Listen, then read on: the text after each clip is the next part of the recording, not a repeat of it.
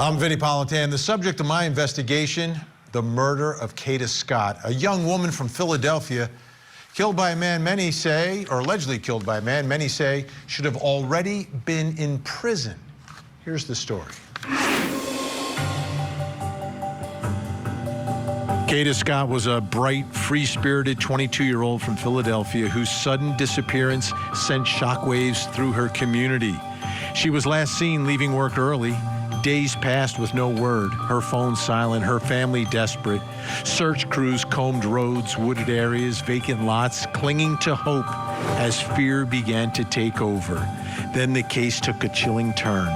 Police arrested Keon King, charging him in connection with Kada's disappearance after uncovering disturbing evidence linking him to her final moments. What began as a missing person investigation quickly became a suspected homicide, which was confirmed when Kada was found. Now the suspect, Keon King, is facing charges for the ultimate crime.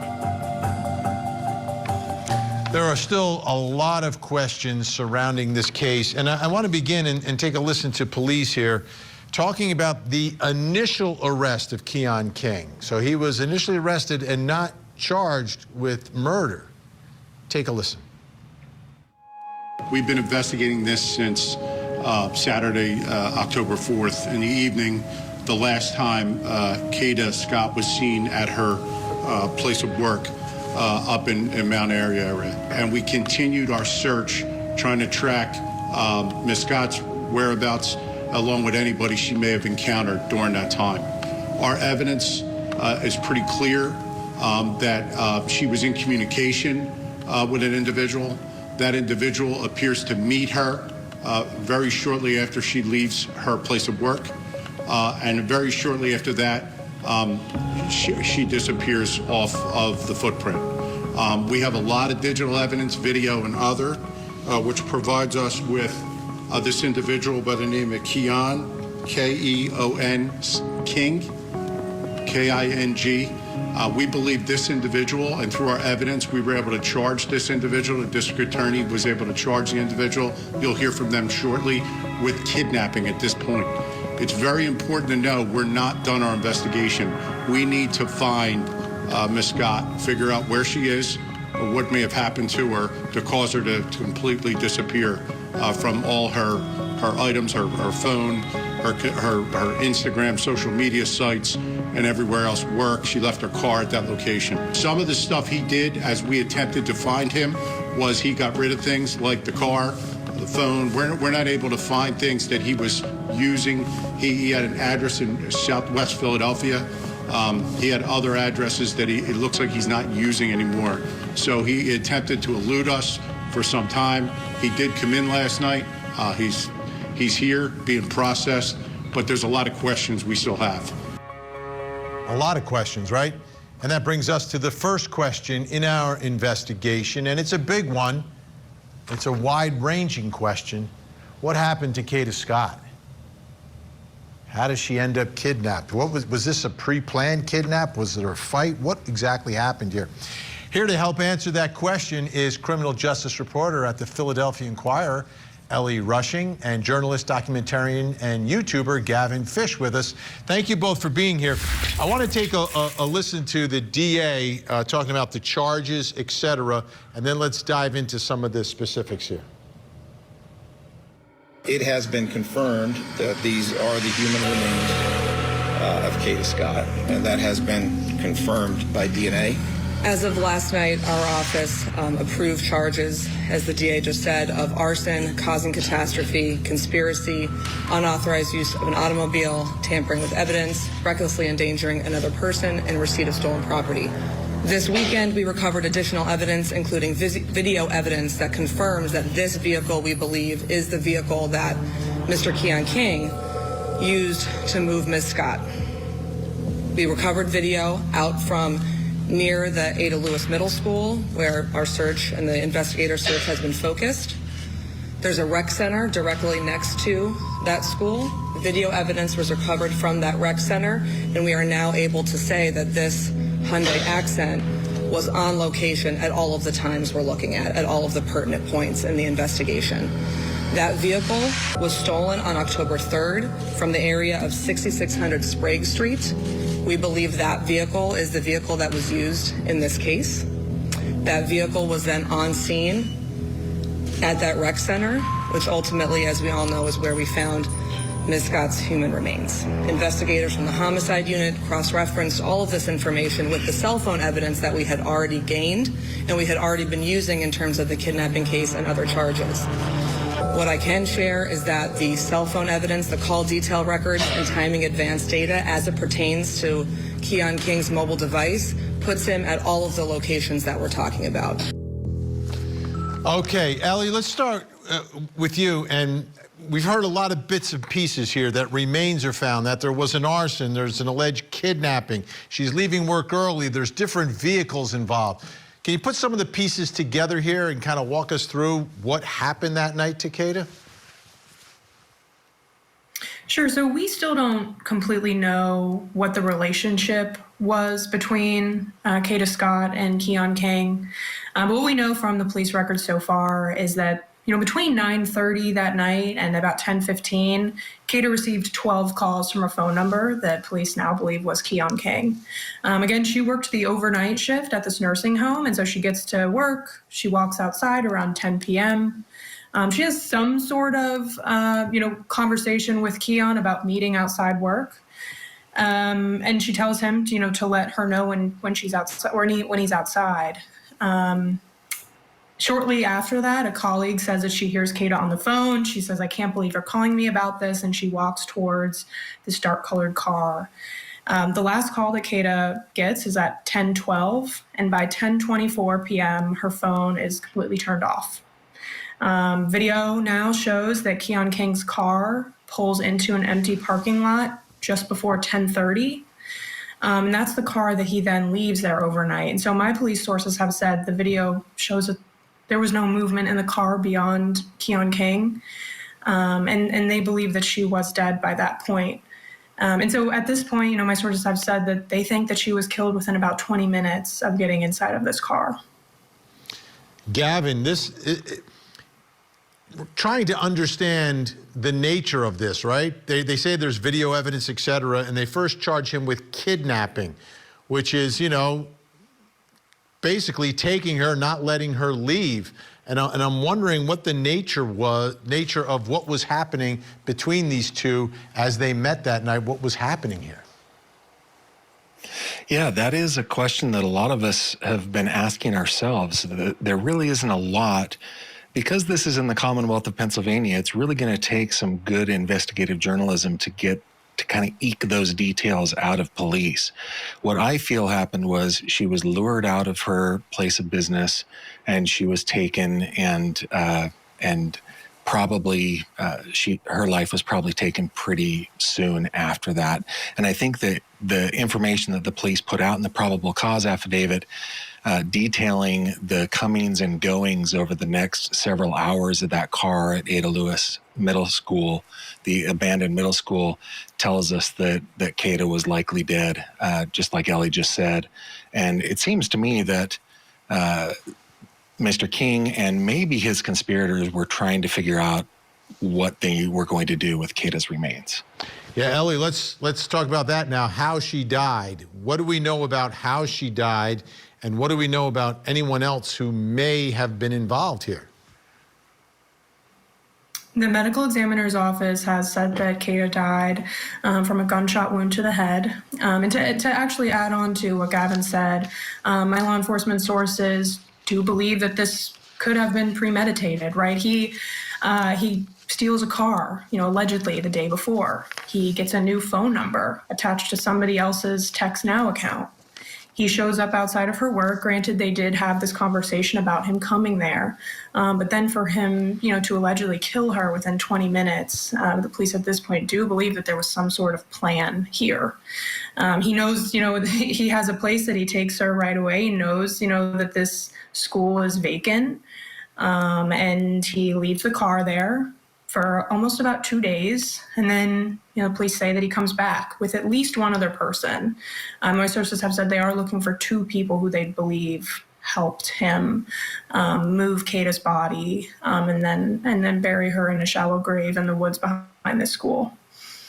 They have not arrested those other 2 people yet at this point. Oh, they haven't? Okay. Those 2 people have not been arrested. Gavin, from your perspective, what do you think is the key to uncovering the why of it, right? You know, a young woman like this, her life is taken. She had such an incredible, bright future ahead of her, doing important work at the time that she was where she was working. What do you think will be the key to unlocking the answer to that question?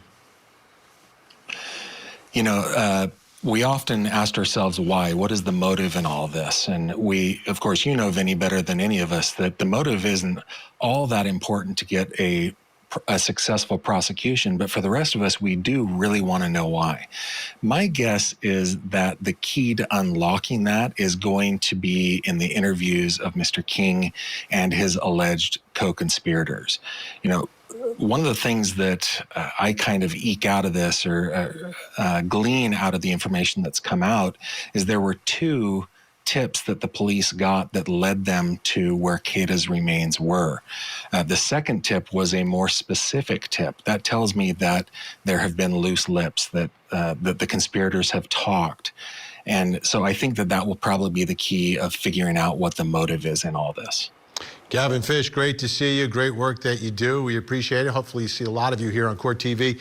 Ellie Rushing is going to stick around. Coming up next, why were the prior charges dismissed? There's a list of people who made a lot of good decisions and a couple decisions that could have been made better. I ended up asking him if he loved me. He said, I don't know. I said, do you love her? He said, I don't know. That set you off? Someone was stabbed? Yes, she's on the floor. I didn't have the intent to kill Sarah. I really just wanted to scare them. It looks more like fury than fear. Did you kill Sarah to possess what she had with Josh? Sorry. Interview with a Killer. New episode Saturday night at 8 Eastern and Pacific. Only on Court TV. It is with profound sadness that we share the tragic passing of our beloved daughter, Kada Scott. We kindly ask for space and privacy at this time as we process the heartbreaking events of the past few weeks. Our hearts are shattered, yet we are deeply grateful for the outpouring of love, support, and prayers from people across the nation and around the world. Please continue to keep us in prayer as we navigate this unimaginable loss. Our hearts are broken beyond measure. Tough spot for the family, really difficult spot. Here's the problem. This defendant, the one accused of kidnapping and murdering Kada Scott, had previous kidnapping charges against him involving another victim. It was a domestic violence situation. And those charges were dropped by the DA. I want you to take a listen to the DA, Larry Krasner, talking about it. What I can tell you is that the buck stops here. We recognize that there are some things that could have been done better in this case. From the moment this occurred, we have been looking at ways that we can improve our systems because we have to be open to systemic change as well, and we will have further announcements about that in the future. It's difficult for me to not jump up on a soapbox right now, but systemic changes mean, DA doing your job. Anyway, this brings us to the next question in our investigation, which is, why were the prior charges dismissed? Kidnapping, absolutely serious. Predator going after a different woman. There was some strong evidence in the case. Here to help with our investigation, still with us, criminal justice reporter at the Philadelphia Inquirer, Ellie Rushing, and also joining us, creator and host of the Grizzly True Crime YouTube channel, Gisela K. Great to have you here. Let's take a listen to a little bit more of the DA. I want to give him his opportunity to explain from his perspective what happened here. Let's watch. There's been some discussion about a prior case involving defendant Keon King, involving a different victim. a case that ended at the preliminary hearing. And there has been discussion about some of the events that occurred there. There is no doubt that there's a list of people in this office, outside of this office, and no, it doesn't matter who they are, but there's a list of people who made a lot of good decisions and a couple decisions that could have been made better. This is a case in which, in the prior matter, we requested $1 million bail. $1 million minus $1 bail, and we did not get it. We don't set bail, judges do. The bail was set at $200,000. Why? Well, probably because the commissioner who set the bail probably imagined that was enough to hold Keon King in custody. It wasn't. Keon King had access to a lot of money. And so he paid $20,000 bail almost immediately. What is the situation of a victim who has to go to court, a victim of domestic violence who has to go to court, knowing that the defendant will walk out the same door she came in? And so sadly what happened was there were two court dates, at the first of which the judge announced that it must be tried next time. And the victim did not arrive on both of those occasions. An eyewitness did not arrive on both of those occasions. I don't say that to say that's the whole story, but it's not, but it is part of the story. And it is a part of the story that would be remedied if we got away from this, frankly, nutty notion that bail is a good way to deal with these situations. Yeah. Ellie, give us a little more insight here. I'm a former prosecutor, and I remember domestic violence cases were always treated differently. He makes it sound like this is the first domestic violence case that's ever been prosecuted in, like, the history of the city of Philadelphia or the United States. I mean, there are hundreds of these every day in courtrooms coast to coast. What happened here? So Keon King was actually charged with 2 different domestic violence cases. There's the kidnapping that he's charged with, and then about a month before that alleged kidnapping, he broke into that same woman's house and tried to strangle her. And so actually through my reporting, I've learned that the missteps in this case began long before those charges were even dismissed, and actually go beyond just the district attorney's office too. So when King was wanted for kidnapping that other woman, police really actually made very minimal effort to actually arrest him, and they never actually did arrest him themselves. He even appeared twice in court for that other domestic violence case, while there was an active warrant for a violent felony of kidnapping, and nobody took him into custody. The first case was dismissed while he was wanted. He walked out a free man. And so he was ultimately charged with that kidnapping 3 months after the kidnapping allegedly happened, but that was when he turned himself in. And as the district attorney said, right, the victim failed to appear, and that's why they say that they dropped this case. But now they say that they do have adequate video evidence of that kidnapping, and they've refiled the charges, and they think that they can win the case. Yeah, most DV victims are very hesitant. They always are. And there's ways to get their statement. There's ways to get them into court. It happens across the board because it's a different type of case. I want to put this up here, Gisela. This is from reporting from 6 ABC Action News in Philly. This is from Marty O'Rourke, a spokesperson for the courts, responding to Larry Krasner, the DA. With all due respect, the DA and his staff know there are assigned municipal and common pleas court judges on call 24/7 and prepared at any hour to address emergency court matters. In light of this truth, the DA's comments are appallingly disrespectful and a sad attempt on his part to find a scapegoat for his own failings on this matter. I just get the feeling that they were not taking these domestic violence cases seriously, Gisela. They were not dealing with this is dangerous. I mean, 2 cases with the same woman, attempted strangulation, attempted kidnapping. I think they need to take these things a little more seriously and try to protect the public rather than protect the accused. Yes, and there's so much educational content out there, one would hope that they could educate themselves on it. In domestic violence cases, they say as soon as someone puts their hands around your neck, the next step is homicide. So not only was that victim in January, you know, her life was really at risk, but then he went on to allegedly kill someone, right, you know, months after that. But if we just look at that January 13th, 2025 incident of kidnapping, just that one case, and there are some other cases, and who knows what his juvenile record looks like. This guy's only 21 years old, and he's this violent. But on January 13th of 2025, just after midnight, he tried to break into a home. And then he returned at 3:30 p.m. because he couldn't get into the house. And he returned armed. And that's the video that we could all see online, and there were kids in the house and all of that. But you could see in the video that he had a gun, is what they say it appeared to be.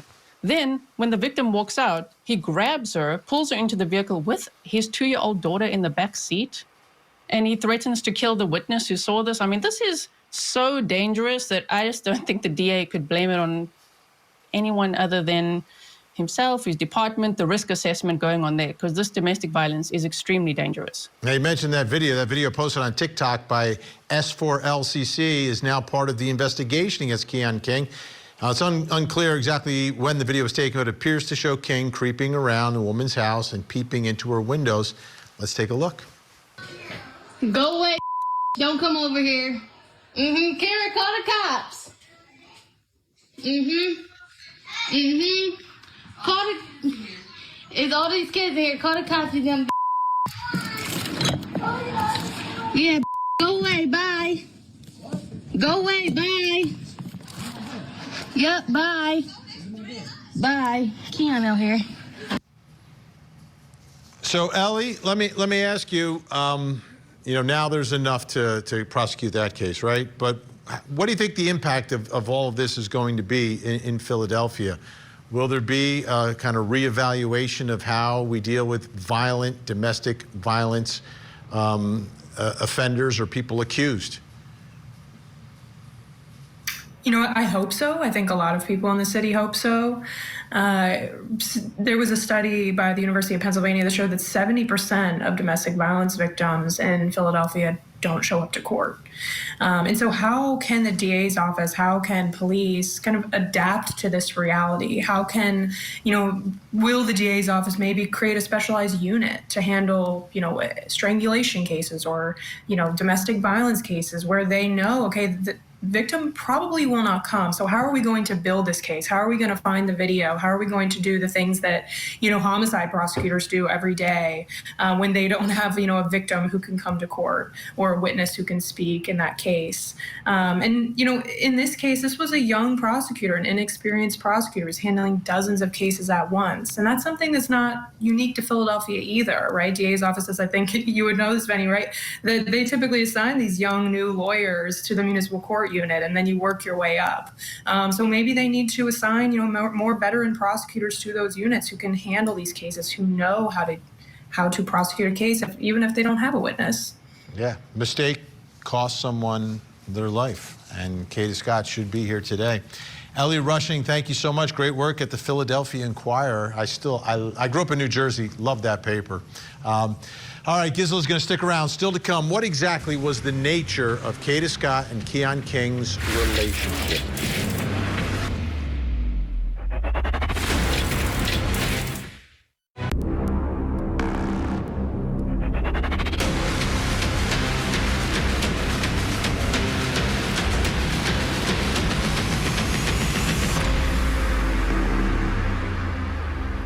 I'm Vinnie Politan. We continue our investigation of the brutal murder of Kada Scott, a case and investigation that has raised a lot of questions.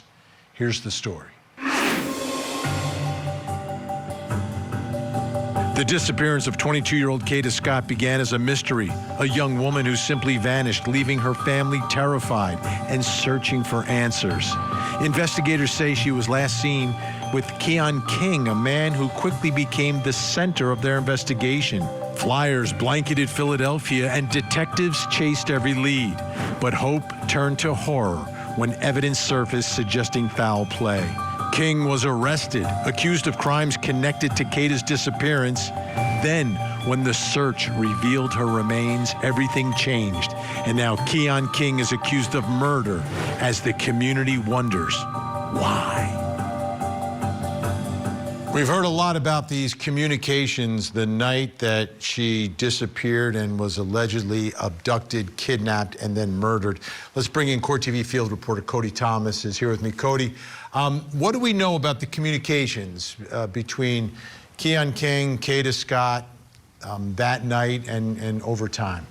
Well, Vinny, what we do know is that investigators say that these two were in contact with each other for a few days, even leading up to her disappearance. And in fact, Vinny, according to police documents, one of their first exchanges begins with Kada Scott getting a text from someone saying that this was their new number. And then Scott replies, obviously, who is this? And then that number replies and says that their name is Kel, K-E-L, but investigators did figure out and link that to being Keon King, the man accused of her murder. Now, Vinny, this is where it starts to get a little dicey, a little weird here, because on the morning of October 4th, that is the day that she went missing, around 10 a.m., she gets a text, or she texts that number from Kel, and says, quote, kidnap me again. Kidnap me again.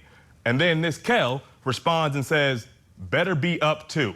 Now, we know she worked the night shift, so I assume that's insinuating, better be awake because she works the overnight shift and it's probably going to be late whenever they meet up with each other. Now, fast forward to when she actually gets to work at that nursing home a little after 10 o'clock that night. Kada texts that number again, call me when you get here.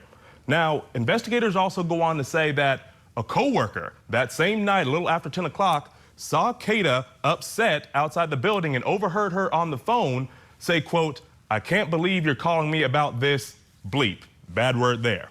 And after that is when the police say she walked out toward a dark-colored SUV and left immediately, leaving her own car behind at the place where she worked. So, Vinny, just a weird set of circumstances there with that whole kidnap me again text message to that number. And the communication that day is from a new number, and it seems that she's voluntarily leaving at that moment as well as a result of all this back and forth. All right, Cody's going to stick around. That brings us to the next question in our investigation, which is an important one. What exactly was the nature of Kada Scott and Keon King's relationship? What was this relationship? What do we know about it? Here to help answer that question is co-chair of Minnesota's Missing and Murdered African-American Women Task Force, Lakeisha Lee. She's also executive director of the Brittany Clardy Foundation, which is named after her sister, who sadly went missing and was later found murdered. And still with us, creator and host of the Grizzly True Crime YouTube channel, Gisela K. Lakeisha, I'll begin with you, and thanks so much for joining us. How important is it to understand the nature of that relationship, to try to understand what happened and why it happened? It's very important, as the investigators are working on the investigation, to look at the text messages and see the nature of their relationship, because this could lead to other people being involved in the case, as well as different evidence that can be retrieved for the investigation for justice. Yep. Gisela, what are your thoughts about the nature of this relationship? To me, it's still a little fuzzy right now, but it does seem like they knew each other. And I wonder how much contact they had prior to that day. Yeah, so the court records and the police statements, allude to them somewhat being acquainted with each other, but we don't really know how well they knew each other, especially because the data shows that they started communicating around September 28th, which is only a week before Kada went missing and then she was later found murdered. So they believe she died on that day. So that is very scary to think if she had only started communicating with him, a week prior.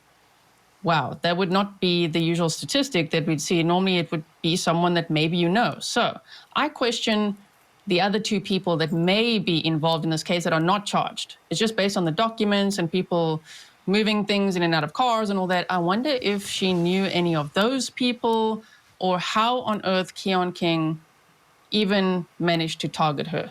Because to say kidnap me again is a bit playful. I don't think she would literally be saying that to a kidnapper. I don't think she knew. She'd just say kidnap me again, like come take me from work again. But based on his criminal records, the kidnapping charges, him pulling women into cars and literally biting their faces and strangling them, that's a very dangerous person. She could have gone outside willingly, but then he may have pulled her into the car and driven off like he had in other cases. Yeah, Lakeisha, Gisela makes a lot of great points about the hidden dangers here, right? She seemingly is joking about being kidnapped. Unbeknownst to her, the guy she's joking with had actually kidnapped someone before and has been charged with kidnapping previously.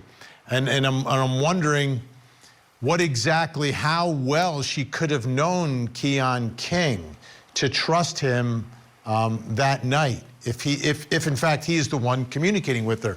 And that's a difficult spot for any young woman to be in. Yes, truly, if somebody that you know is meeting you at your place of work, that's somebody you usually would be in contact with. But we know on average, about 41% of women reporting to the CDC today are experiencing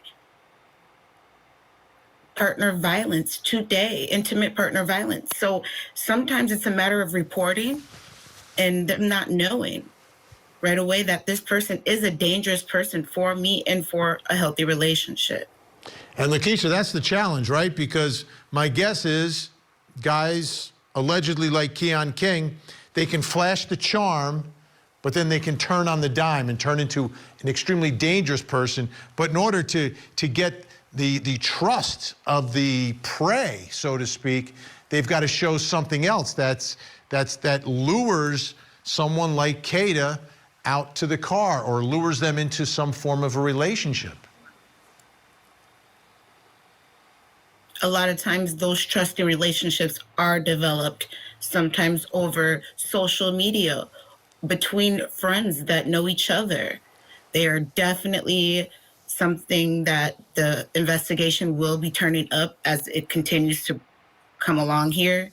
Kada and her friends and family have all been active with the police department to bring forth justice in this investigation. Gisela, what's the big outstanding question for you right now in this case and this investigation? I really do want to try to understand how Keon King, even had his sights on Kada Scott. Was it stalking? Because we know, based on previous charges, he seems to be a stalker, a kidnapper. So did he target her on social media? What methods did he use to get in contact with her? What did he offer her? How did he lure her outside of work when she just started her shift? I mean, she was planning to work the whole night from 10 p.m. until 6 a.m. So I would just really like to understand this guy's background, his psychology and everything like that more to identify risk, to help people stay safe, because he's only 21 years old and he seems to think he's untouchable. Gisela K, always great to have you on the program. Grizzly True Crime on YouTube. Check it out, folks. Lakeisha's going to stay with us. Coming up next, why didn't they find Kada Scott the first time they searched? Essentially what the new tip was this weekend was go back. I ended up asking him if he loved me. He said, I don't know. I said, do you love her? He said, I don't know. That set you off? Someone was stabbed? Yeah, she's on the floor. I didn't have the intent to kill Sarah. I really just wanted to scare them. It looks more like fury than fear. Did you kill Sarah to possess what she had with Josh? Sorry. Interview with a Killer. New episode Saturday night at 8 Eastern and Pacific. Only on Court TV. We also wish to extend our heartfelt gratitude to Mayor Sherelle Parker, the Philadelphia Police Department, all first responders, local volunteers, community organizations, and media outlets, as well as everyone who worked tirelessly to help find our daughter. Although the outcome is one no parent should ever have to face, we remain thankful for the unity, leadership, and love that surrounded us through it all. The family of Kada Scott has shown incredible grace throughout this entire tragedy. Absolute tragedy. And there's so many things to talk about, so many unanswered questions. I want to bring back in Court TV field reporter Cody Thomas, who's been following the case. Cody, what do we know about the search or searches in this case? Well, Vinny, it was a long, drawn-out search, 2 weeks till she was found from the time she went missing.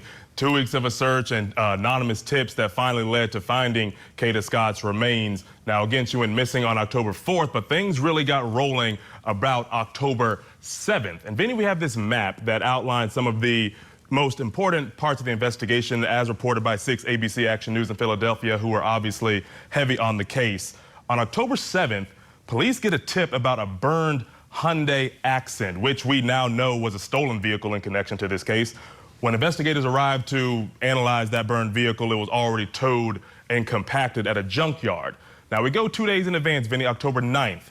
Police search a home in the 5500 block of the Belmar Terrace in Southwest Philadelphia in connection to the case. Now, there's no details about the significance of this home. We don't know if that's where Keon King lived. They just said that a home was searched in connection to this case. A day later, October 10th, now the search starts ramping up here. Police start searching the Auberry Arboretum. And for those who don't know, an arboretum is pretty much like a botanical garden. It's about 3 miles from where she worked at the nursing home, and there's over 50 acres of land that police searched, but nothing came up in that search. Now, 5 days pass, and police, this is October 15th, police asked the public to locate a Toyota Camry, which at the time they believed to be connected to the case, and that we now know that Camry was registered to Keon King. Now, a tip led police to that vehicle later that afternoon after it was spotted in a parking lot at the Gypsy Lane condos. Now, Vinny, on that same day, we're still here at October 15th, police were back at the Arboretum like they were 5 days before. But now they also deployed these drones and K9 units and CSI teams to search a nearby abandoned middle school, Ada Lewis Middle School, where police found physical evidence linked to Kada, like her card and her phone case. But that day, that was all they found. Now, 3 days pass again, Vinny. We're 2 weeks removed on October 18th, 2 weeks removed from when she initially went missing. Police get a very specific anonymous tip leading them back to a wooded area near that same middle school where Kada Scott's remains were eventually found in a shallow grave. And Vinny, what I want to do right now, I want to take a listen to the assistant DA talking about those anonymous tips and how they helped crucially in this search and in this investigation. Let's take a listen. Last week, we received a tip to go to the Ada Lewis Middle School.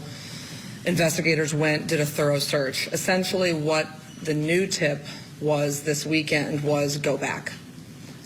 It was go back, she's there, look again, and they did give more specific details in terms of where to look. And ultimately, that is what led us to her.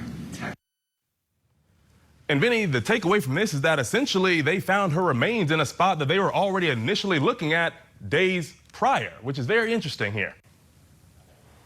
Extremely interesting and a little puzzling to me. Thanks so much, Cody Thomas. Great work as always. Brings us to the next question in our investigation. Why didn't they find her the first time? They were there based on an anonymous tip. They found things connected to her, but they did not find her. Here to help with our investigation is co-chair of Minnesota's Missing and Murdered African-American Women Task Force, Lakeisha Lee, also the executive director of the Brittany Clardy Foundation, named after her sister, who went missing and was later found murdered. Also joining us, retired police detective, forensic educator, Dr. Mike McCutcheon. Dr. Mike McCutcheon, let me ask you, are you surprised that they had to get a second anonymous tip to say, hey, go back there, after they went to the site of the tip and found evidence directly connected to her, but didn't find her? There's like 3 square blocks of woods generally in that area. Are you surprised? I'm not. I'm really not, because searching a parking lot is easy because you can see everything. Once you start including wooded areas, particularly if it has heavy vegetation, it's not easy to see, even if it's a shallow burial, it's not easy to see. So if they made any attempt to cover up the burial, which I'm sure they did, it wouldn't just be apparent. It's not like in the movies where you're walking and then you just see like a mound of dirt. I'm sure they had it covered, and from what I understand, it was in a thick vegetative area. My guess is that they had used cadaver dogs, which are very accurate. But you have to look at all the environmental factors that will affect the organic compounds when after someone dies. And not to get graphic, but the decomposition is dependent on these organic factors. So the weather, if they're wrapped, buried, how deep they are, the soil, all of these things can affect the dog's ability to locate. And it's going to be much better if just think of if you were searching my house and I said, hey, go find my gun, and you don't know, and you're like, I looked everywhere, I couldn't find it, and then somebody calls you and says, go check in the bureau. Now you know where to look. Like that specificity of that second tip, I'm not surprised if searching for evidence and with the evidence in this is a body in a heavy vegetative area is unfortunately not uncommon, which is why people try to hide their crimes in those type of areas. Lakeisha, I know you've been involved in a lot of cases and a lot of searches. What are your thoughts about the way this search for Kada Scott was done? I believe that it's a hard case to follow, knowing that it was an abandoned building. Like the retired officer has mentioned, the area was really hard for people to really see, to be able to do the type of detective work that they were doing. It's a blessing that she was found. A lot of Black women and girls are not found today when they are reported missing. You know, they make up about 33% of the population. In 2020, 268,000 Black women and girls have been reported missing. And only about 10% have been even reported from their hometown. This demographic is out of control. Black and brown bodies have gone missing at an alarming rate since the pandemic as well. These things are not represented in data and they're not represented in media. So it's very, very appreciative for you having us on tonight. Thank you. You're welcome. Dr. McCutcheon, let me ask you one other question. We only have about 30 seconds left here. The burned car, which is the crime scene, was towed and compacted. Are you troubled by that? Is that a little too quick to take a towed car and just get rid of it? Yes. That was unbelievably fast. The efficiency. Now, whether there's foul play or anything like that, I have nothing to say that. But I have had hundreds of cars towed in my career, some burned. I have never had them towed and burned and crushed within a week. That was fascinating to me, the efficiency in which they disposed of that car. Yeah, that was efficient, but not going to help with the trial. That's the crime scene. Absolutely all right. Not. Yeah. Absolutely not. Dr. Mike McCutcheon, thank you so much. Great to have you on. Lakeisha Lee, great to have you on. And I know all the folks at home are saying they really appreciate the work that you're doing, and we're so sorry for your loss. You know, the tragedy of this case is that Jada's suspected killer was a free man. There were 2 other cases dropped by the DA. He has excuses, but the problem is his mistake cost a young woman her life. I wonder if anyone will be held responsible for those mistakes. I'm Vinnie Politan. We'll keep digging for answers as the investigation continues.